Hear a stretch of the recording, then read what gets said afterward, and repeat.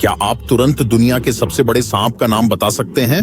मैं आपको एक संकेत देता हूँ, ये एक बहुत ही प्रसिद्ध हॉरर फिल्म का नाम भी है। क्या आपने अंदाजा लगाया? सही है, वह है एनाकोंडा। अगर हम इसे लगभग 1 टन वजनी सबसे बड़े मगरमच्छ कैसियस के साथ जोड़ दें तो आप एक नई हॉरर फिल्म की स्क्रिप्ट लिख सकते हैं। लेकिन ये दैत्य तो उन जीवों के सामने बच्चे हैं जो बहुत समय पहले पृथ्वी पर रहते थे। उदाहरण के लिए क्रोनोसॉरस और टाइटानोबोआ को ही ले लीजिए। कभी ये दोनों शिकारी जमीन और पानी दोनों में ही हर जीवन के लिए खतरा थे। लेकिन अगर ये आज भी जीवित होते तो क्या होता? क्या मानवता बच पाती या यह हमारा अंत होता? अब मैं आपको उन प्राचीन दैत्यों के बारे में बताऊंगा जिन्होंने अपने रास्ते में आने वाली हर चीज को आतंकित किया। आप जानेंगे कि ये दैत्य कब और कहां रहते थे और फिर हम इन्हें वर्तमान में ले आएंगे। आप देखेंगे कि क्या ये दैत्य हमारे संसार पर कब्जा कर लेंगे और क्या लोग इनका मुकाबला कर पाएंगे। कुछ तो बताता है कि आज बहुत गर्मी होने वाली है। टाइम मशीन चालू करने से पहले चलिए अपने किरदारों को और अच्छे से जानते हैं। हम टाइटानोबोआ से शुरू करेंगे। यह प्राचीन सांप लगभग 5.8 करोड़ साल पहले रहता था और वैज्ञानिकों के अनुसार कम से कम 1 करोड़ साल तक यह ग्रह का सबसे बड़ा शिकारी था।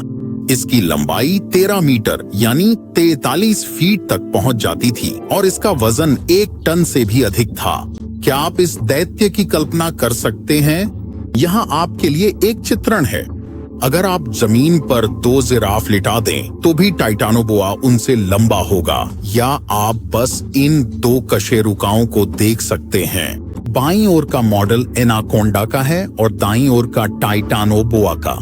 पता चलता है कि आज जीवित सबसे बड़ा सांप प्राचीन सरीसृप के आधे आकार का है। चौड़ाई में यह विशालकाय सांप 1 मीटर या 3 फीट तक पहुंच सकता था।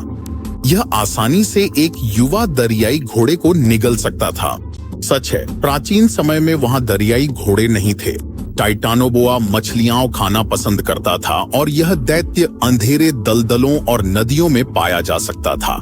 मछलियों के अलावा यह मगरमच्छों पर भी दावत कर सकता था। यह एक परिष्कृत हत्यारा था। यह विशाल दैत्य अपने शिकार पर हमला करता और अपनी मजबूत पकड़ में उसे घोंट देता था। फिर सांप उसे पूरा निगल जाता और लंबे समय तक पचाता रहता था।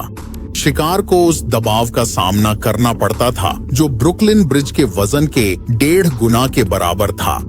तो अगर इसे संख्याओं में बताया जाए, यह है 28 किलोग्राम प्रति वर्ग सेंटीमीटर या 400 पाउंड प्रति वर्ग इंच। हालांकि क्रोनोसॉरस आकार में छोटा था, लेकिन यह भी एक बहुत ही खूंखार शिकारी था। इसका चौड़ा खुला मुंह, जिसमें कई छोटी छोटी दांतें थीं, अपने आप में बहुत कुछ कहता है और इस शिकारी का आकार और का, जिसे किलर व्हेल भी कहते हैं, के बराबर था। और अधिक सटीक रूप से कहें तो क्रोनोसॉरस की लंबाई 10 मीटर से अधिक यानी 33 फीट तक पहुंच जाती थी और इसका वजन 12 टन तक हो सकता था। दिखने में यह दूर से आधुनिक मगरमच्छ जैसा लगता था, बस बहुत बड़े आकार में। यहाँ तक कि इनके काटने की ताकत भी लगभग बराबर ही थी। यह एक कुशल तैराक भी था जो शायद अपनी शिकार को गहराई से हमला करता था। क्रोनोसॉरस के पास बहुत मजबूत पसलियों का पिंजरा, 4 फ्लिपर और एक छोटी पूंछ थी। यह सचमुच अपनी शिकार को कुतर डालता था, जिससे उसके बचने का कोई मौका नहीं रहता था।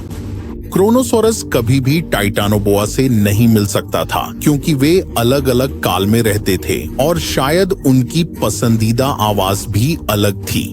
क्रोनोसॉरस अपेक्षाकृत ठंडे दक्षिणी समुद्रों में रह सकता था, लेकिन टाइटानोबोआ को गर्म जलवायु पसंद थी। लेकिन इससे इन दोनों शिकारी जीवों को क्षेत्र के सभी जीवों में डर और आतंक फैलाने से कोई नहीं रोक सका। अब कल्पना कीजिए कि ये दोनों दैत्य विलुप्त नहीं हुए और आज भी हमारे साथ शांतिपूर्वक सह अस्तित्व में हैं। हालांकि क्या यह वास्तव में शांतिपूर्ण होता? यह एक बड़ा सवाल है। अगर टाइटानोबोआ आज तक जीवित रहता तो यह अच्छी तरह से भूमध्य रेखीय उष्ण कटिबंधीय क्षेत्रों में पाया जा सकता था। उदाहरण के लिए टाइटानोबोआ को कोलंबिया की गर्म जलवायु या पड़ोसी देश जैसे वेनेजुएला, ब्राजील, इक्वाडोर, पेरू या पनामा बहुत पसंद आते। स्पष्ट है कि लोगों को टाइटानोबोआ के घुसपैठ से अपने घरों की अधिक सावधानी से रक्षा करनी पड़ती। हालांकि यह संभावना कम है कि यह सांप चुपचाप किसी घर में घुस सकता। इसके लिए खिड़की तोड़ना या यहाँ तक कि दरवाजा तोड़ना कोई मुश्किल काम नहीं होता।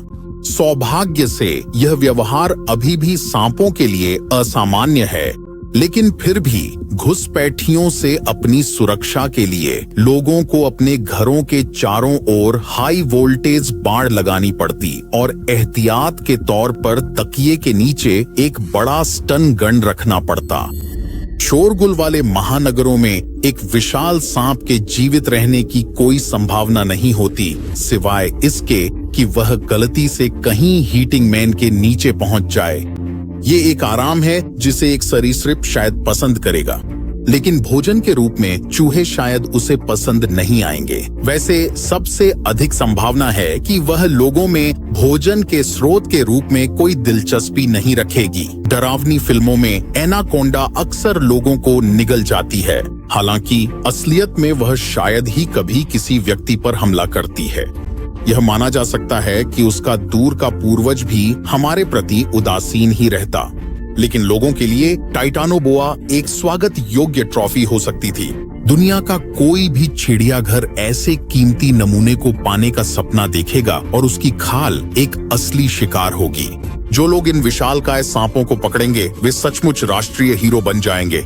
जहां तक इस सुपर सांप के आहार की बात है, हमारी दुनिया में उसे खाने के लिए कुछ न कुछ मिल ही जाएगा। मगरमच्छ, कछुए, नदी डॉल्फिन, ये सभी दैत्य के लिए हर लिहाज से उपयुक्त होंगे। जमीन पर रहने वाले जानवरों के लिए भी समय कठिन हो जाएगा। विशाल armadillo, manatee, tapir, cougar, jaguar, caiman और ब्राजीलियाई ऊद बिलाव खतरे में पड़ जाएंगे। बेशक वयस्क जानवर बहुत बड़े होंगे, इसलिए बच्चों और युवा जानवरों की ही जरूरत पड़ेगी। टाइटानोबोआ को मछली खाना भी बुरा नहीं लगेगा, क्योंकि यह उसका ज्यादा जाना पहचाना आहार है। नतीजतन खाद्य श्रृंखला टूट जाएगी। कुछ जानवर शायद सुरक्षित इलाकों की ओर पलायन कर जाते, लेकिन अमेज़न के जंगलों की जीव जंतु संपदा बहुत कम हो जाती। हालांकि कीड़े मकोड़े और फफूंद पनपने और विकसित होने लगते। बहुत जल्द कभी हरे भरे रहे वनस्पति का कोई नामो निशान नहीं रहता। क्रोनोसॉरस को भी हमारी परिस्थितियों में जीवन शायद ही पसंद आता। प्राचीन काल में कछुए भी रसोई की मेज जितने बड़े होते थे और एक ही खाने में पूरा दिन पेट भरा रहता था। लेकिन ऐसे राक्षस को लगभग दर्जन भर आधुनिक कछुए चाहिए होंगे, और तब भी मुझे शक है कि उसका पेट भर पाएगा। कछुओं के अलावा यह प्राचीन राक्षस प्लेसियोसोरिया पर भी निर्भर करता था, लेकिन हमारी दुनिया में उसे कोई विकल्प ढूंढना पड़ता। सबसे अधिक संभावना है कि यह बड़े समुद्री स्तनधारियों पर निर्भर हो जाता। यह एक बार में पूरी व्हेल नहीं निगल सकता था, लेकिन टुकड़ों में हाँ, यह उसे पूरी तरह खा सकता था। इतने विशाल शरीर को टनों खाना चाहिए होता। एक विशाल मांस की चक्की की तरह यह अपने रास्ते में आने वाली हर चीज को साफ कर देता। लोगों को समुद्रों और महासागरों में मछलियों की कमी के कारण बहुत परेशानी होती। मछली पकड़ना खुद में ही एक बहुत बड़ा जोखिम बन जाता, क्योंकि पानी के नीचे खतरा मौजूद होता। जहाजों को बहुत अधिक मजबूत बनाना पड़ता, और अगर व्हेल का विलुप्त होना शुरू हो जाता तो एक जलवायु आपदा शुरू हो जाती। हवा से हजारों टन कार्बन निकालने के लिए कुछ भी नहीं बचता। पानी के नीचे की गहराइयों में रोजाना जीवन के लिए जंग छिड़ी रहती। राक्षस के आकार और उसकी भयंकर प्रवृत्ति को देखते हुए वहां केवल एक ही विजेता हो सकता था। हमें राक्षस के निवास स्थान में पर्यटन और समुद्री यातायात के बारे में पूरी तरह भूलना पड़ता। यह जगह सभी नक्शों पर लाल रंग में चिन्हित होती, और जो भी वहां जाने की हिम्मत करता वह मानो अपनी मौत का फरमान खुद ही लिख देता। अगर टाइटानोबोआ की सबसे कीमती खाल थी तो क्रोनोसॉरस के पास उसके दांत होते। छोटे और आरी की तरह तेज, ये दांत गैंडे के सींगों से भी ज्यादा महंगे हो सकते थे। आज ये दुनिया की सबसे महंगी सामग्रियों में से एक है। इनकी कीमत लगभग $65,000 प्रति किलोग्राम है, जो सोने से भी महंगी है। वैसे क्या आप जानते हैं कि पृथ्वी पर विलुप्त जानवरों की वापसी का खतरा है? मैं अभी मजाक नहीं कर रहा हूँ। वैज्ञानिक इस संभावना से इनकार नहीं करते। सबसे पहले मैं टाइटेनोबोआ की बात कर रहा हूँ। ऐसा अनुमान है कि यह 32 डिग्री सेल्सियस यानी 90 डिग्री फ़ारेनहाइट तापमान पर रहता था और वैश्विक तापमान में वृद्धि की दर को देखते हुए ऐसी औसत तापमान वास्तविकता बन सकते हैं। मुझे खुशी है कि इसमें लाखों साल लगेंगे। क्या आप प्राचीन दानवों को अपनी आंखों से देखना चाहेंगे? कमेंट्स में लिखें। अगर आपको वीडियो पसंद आया हो तो इसे लाइक करें और अपने दोस्तों के साथ जरूर शेयर करें।